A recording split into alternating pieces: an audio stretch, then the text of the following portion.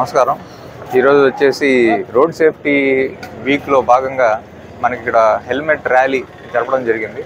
ఈ helmet rally ఎందుకు జరిపామని అంటే కూడా మ్యాక్సిమం వచ్చేసి డెత్స్ మనం అబ్జర్వ్ చేసుకుంటే ఇండియాలో కూడా ఎప్పుడైనా రోడ్ యాక్సిడెంట్స్ వల్ల జరుగుతుంటాయి. ఈ రోడ్ యాక్సిడెంట్స్ కూడా మోస్ట్లీ వచ్చేసి హెల్మెట్ లేని దానివల్ల జరుగుతుంది. తల చాలా ఇంపార్టెంట్ మనకి.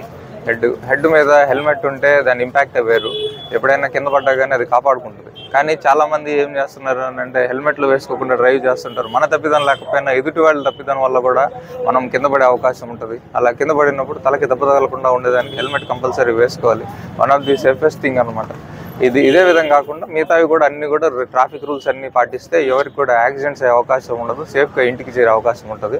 కాబట్టి ట్రాఫిక్ రూల్స్ అన్నీ పాలించండి. అందరూ కూడా డ్రైవింగ్ లైసెన్స్ తీసుకోండి, బండికి ఆర్సీ పెట్టుకోండి, బండి గుడ్ కండిషన్లో మెయింటైన్ చేయండి.